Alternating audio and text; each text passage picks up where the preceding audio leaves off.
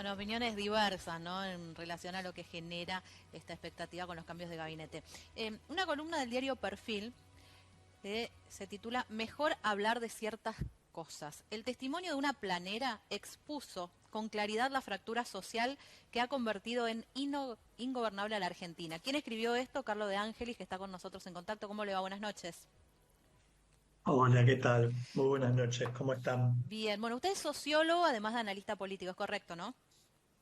Así es, Entonces nos va a eso permitir dicen. tener una mirada más amplia quizás de lo que es por ahí simplemente la cuestión política de lo que está pasando en la Argentina. Usted concluye que es ingobernable al día de hoy esta fractura que existe entre, podríamos decir, los planeros o gente que en algún punto recibe una asistencia del Estado y los que trabajan que en algún punto creen que mantienen a esos que reciben una asistencia del Estado. ¿Qué primera conclusión se puede hacer de esto? Sí, es un malestar que en la Argentina viene desde hace ya varios años. Los primeros planes sociales los puso Menem cuando privatizó ferrocarriles, comenzó a dar planes. O sea, ya tenemos casi 30 años de planes. Lo que pasa es que en la medida que la Argentina no ha crecido, la Argentina lleva casi una década este, con crecimiento neutro, por decirlo así, en cero. Y obviamente la Argentina lo que ha visto crecer es una fábrica de pobreza. Y esta fábrica de pobreza ha sido apaleada, ha sido sustentada parche tras parche con un montón de programas sociales, planes, algunos municipales, provinciales, nacionales, a la garrafa, etcétera, etcétera, que ha sido de alguna forma la única manera de estas personas encontrar supervivencia en un país que no genera o no ha generado empleo en todos estos años.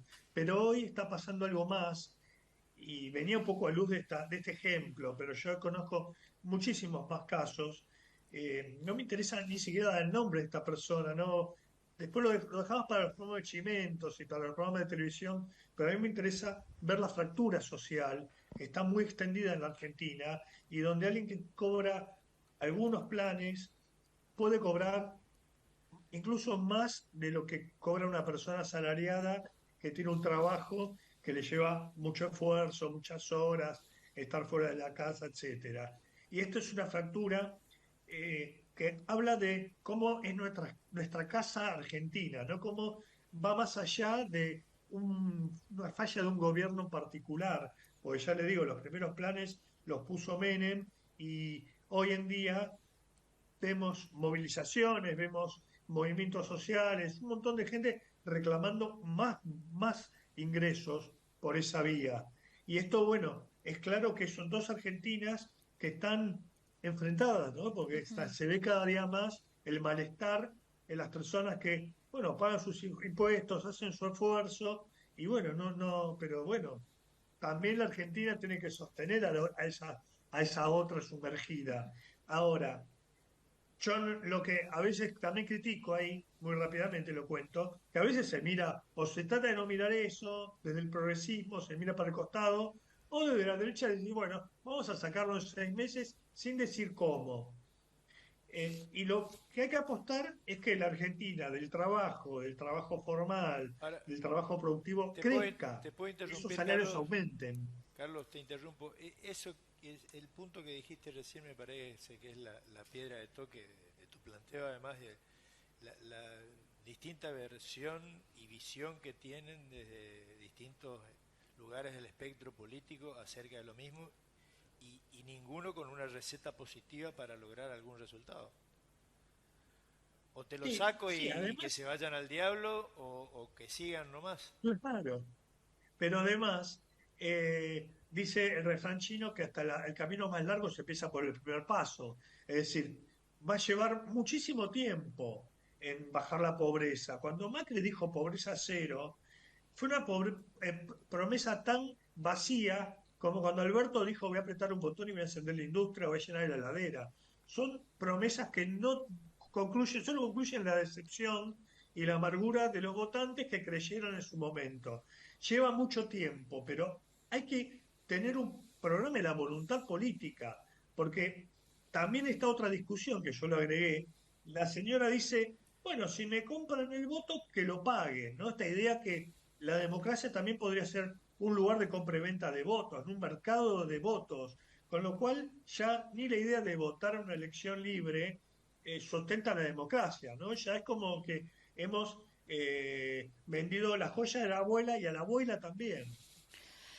Carlos, te quería hacer una pregunta. Vos bien referenciás cuándo empezaron los planes sociales y cómo hace 30 años, pasando por distintos espacios, distintos colores políticos, esto se fue agravando. Hubo también, vos hablás, un quiebre social entre una sociedad que cree que no solo tiene derecho a ser subsidiado eternamente por el Estado, sino también a vender su voto a cambio de ese subsidio, de otra sociedad que dice, yo ya no quiero mantener porque producto de mi esfuerzo es que se mantiene todo lo otro. Pero hay también un quiebre en la dirigencia política en cuanto a la utilidad, y te lo digo en sentido utilitario, y esto del voto tiene que ver en cuanto a los planes sociales, es decir, hasta ahora servían y ahora ya no les sirven a esa misma dirigencia que los incentivó. Sí, hay una parte de la dirigencia que ve esto con claridad. Lo ve quizás en el sentido más pragmático de todo, no alcanza la plata, ¿no? Es decir, cuando uno mira el presupuesto nacional, no hablo de los presupuestos provinciales o municipales, el 70% se va en jubilaciones, pensiones y en los programas de ayudas sociales. Y esto, pensá que las jubilaciones están por abajo de la canasta, no es que están Claro.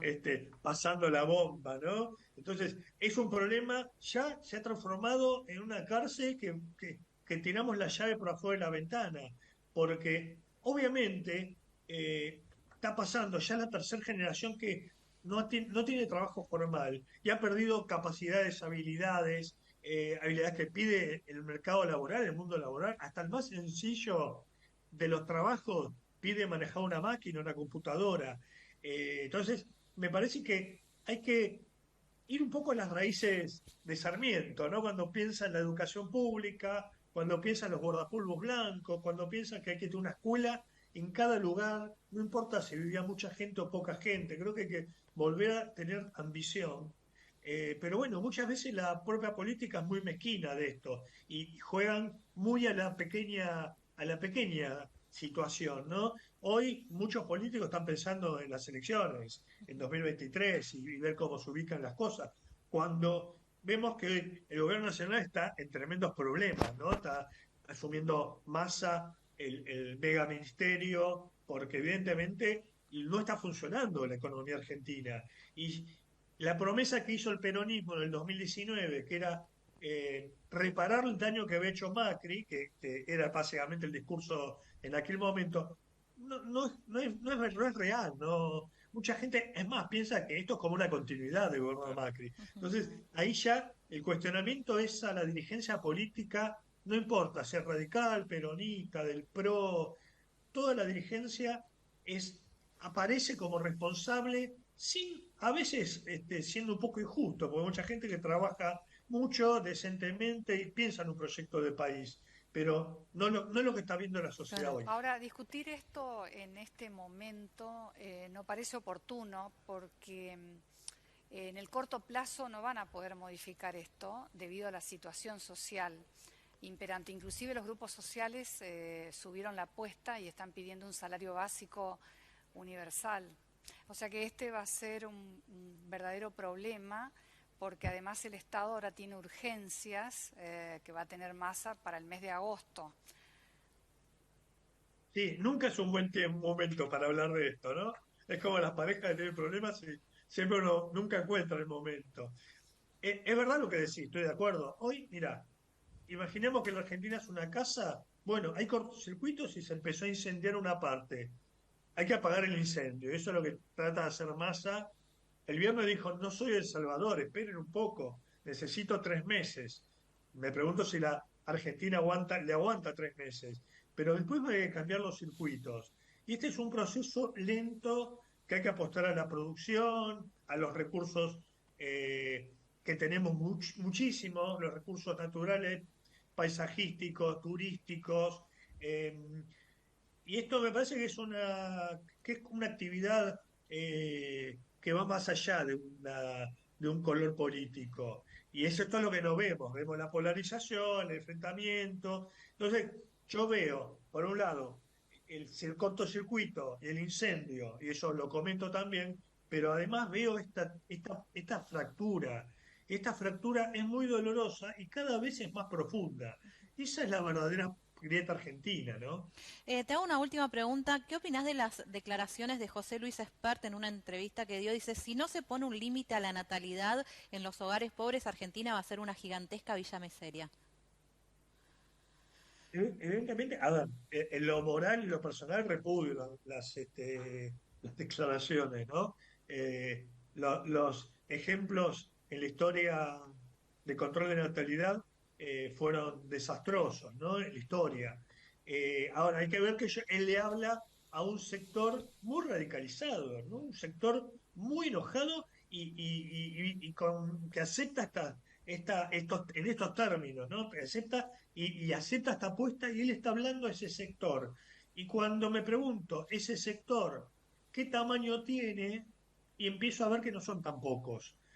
¿Se entiende lo que digo, Sí. no? Una cosa es lo que dijo, pero también me pregunto por qué lo dijo y a quién se lo dijo, porque ahí ves todo el mensaje completo. Entonces, me preocupa más entender a esa gente que puede apoyar esos discursos radicales, esos discursos que son tremendos y que no llevan otra cosa que a la violencia, porque es una forma de violencia simbólica, verbal, y ver cómo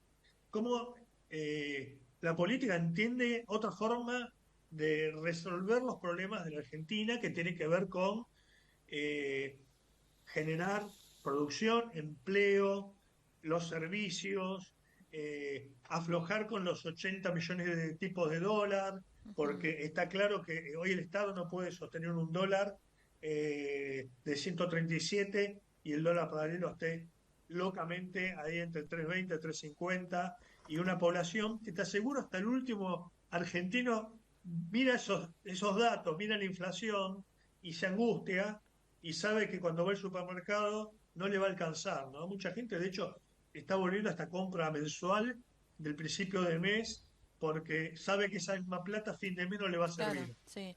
Carlos, gracias por tu tiempo, ha sido muy animalizante. Bueno, gracias a ustedes, ¿eh? Estamos en contacto. Bueno, Carlos de Ángelis, muy amable. Él es sociólogo, así que nos permitió tener otra dimensión